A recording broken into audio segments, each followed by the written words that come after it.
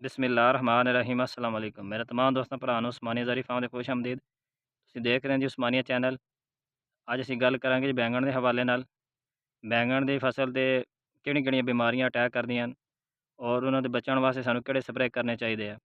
ਸਭ ਤੋਂ ਜ਼ਿਆਦਾ ਬਿਮਾਰੀ ਇਸ 'ਤੇ ਅਟੈਕ ਕਰਦੀ ਜੀ ਸੁੰਡੀ ਦੀ। ਸੁੰਡੀ ਨੂੰ ਕੰਟਰੋਲ ਕਰਨ ਵਾਸਤੇ ਸਾਨੂੰ ਕਿਹੜੀ ਸਪਰੇਅ ਕਰਨੀ ਚਾਹੀਦੀ ਆ। ਦੂਸਰੀ ਬਿਮਾਰੀ ਦੇ ਥ੍ਰਿਪਸ ਜੂਨ ਦਾ ਬੜਾ ਇਹਦੇ ਦਾ ਅਟੈਕ ਆਉਂਦਾ ਵਾ, ਉਹਨੂੰ ਕੰਟਰੋਲ ਕਰਨ ਵਾਸਤੇ ਸਾਨੂੰ ਕਿਹੜੀ ਸਪਰੇਆਂ ਕਰਨੀ ਚਾਹੀਦੀਆਂ। ਪਹਿਲੀ ਗੱਲ ਹੈ ਜੀ, ਸੁੰਡੀ ਨੂੰ ਕੰਟਰੋਲ ਕਰਨ ਵਾਸਤੇ ਸਾਨੂੰ ਲਿਊਫਰਨਾਨ ਐਮਾਮੈਕਟਾਂ ਦਾ ਮਿਕਸਚਰ ਇੱਕ ਸਪਰੇਅ ਕਰਨਾ ਚਾਹੀਦਾ।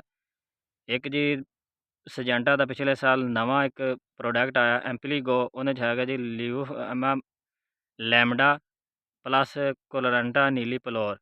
ਬਹੁਤ ਅੱਛਾ ਰਿਜ਼ਲਟ ਹੈ ਬੈਂਗਣ ਵਾਸਤੇ, ਸਪੈਸ਼ਲ ਖਾਸ ਸਪਰੇਅ ਆਇਆ ਵਾ। ਤਕਰੀਬਨ ਹਰ ਕੰਪਨੀਆਂ ਔਜ਼ਾਰ ਦੇ ਰਹੀਆਂ ਵਾ, ਅੱਛਾ ਰਿਜ਼ਲਟ ਆ ਮਾਸ਼ਾਅੱਲਾ। ਤੁਸੀਂ ਦੇਖ ਸਕਦੇ ਨੇ ਮੇਰੀ ਬੈਂਗਣ ਦੀ ਫਸਲ ਆ, ਬਹੁਤ ਪ੍ਰੋਫਿਟੇਬਲ ਫਸਲ ਆ। ਅਗਰ ਇਹਦੀ ਅੱਛੀ ਕੇਅਰ ਕੀਤੀ ਜਾਵੇ, ਅੱਛਾ ਇਹਦਾ ਖਿਆਲ ਕੀਤਾ ਜਾਵੇ, ਅੱਛਾ ਇਹਦਾ ਮੁਨਾਫਾ ਹਾਸਲ ਕੀਤਾ ਜਾ ਸਕਦਾ ਜੀ।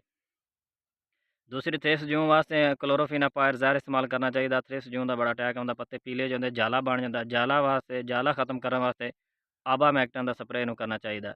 ਔਰ ਇਹਦੀ ਪੈਦਾਵਾਰ ਵਧਾਉਣ ਵਾਸਤੇ ਥੱਲੇ ਅਸੀਂ ਖਾਦਾਂ ਦੀ ਗੱਲ ਕਰਾਂਗੇ ਜੀ। ਖਾਦਾਂ ਨੂੰ ਜ਼ਿਆਦਾਤਰ ਪੋਟਾਸ਼ ਇਸਤੇਮਾਲ ਕਰਨੀ ਚਾਹੀਦੀਆਂ, ਫਾਸਫੋਰਸਿਕ ਖਾਦਾਂ ਇਸਤੇਮਾਲ ਕਰਨੀ ਚਾਹੀਦੀਆਂ। ਅੱਜ ਅਸੀਂ ਜਿਹੜਾ ਜੀ ਫਾਸਫੋਰਸਿਕ ਖਾਦ ਇਹਨੂੰ ਪਾਈ ਆ 1261 ਯੋਕਸੋਲ ਦੀ, ਔਰ ਸਜੈਂਟਾ ਯੋਕਸੋਲ ਦੀ ਸੀ ਨੂੰ ਪੋਟਾਸ਼ ਪਾਈ ਆ 12 ਕਿਲੋ 2057। ਫਸਲ ਤੁਹਾਡੇ ਅੱਖਾਂ ਦੇ ਸਾਹਮਣੇ ਆ ਮਾਸ਼ਾਅੱਲਾ, ਬਹੁਤ ਸੋਹਣਾ ਪਲਾਟ ਪਿਆ ਵਾ। ਇਹ ਤਕਰੀਬਨ ਇੱਕ ਤੋਂ ਦੂਸਰੇ ਦਿਨ 70 ਛਾਪਰ 80 ਛਾਪਰ ਇਹਦੇ ਪੈਦਾਵਾਰ ਹੈਗੀ ਆ।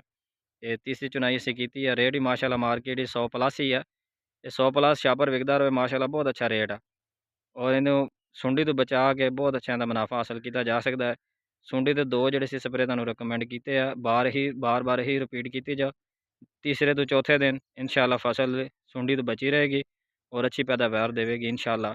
ਸਾਡੇ ਚੈਨਲ ਨੂੰ ਲਾਈਕ और सब्सक्राइब ज़रूर करें। शुक्रिया।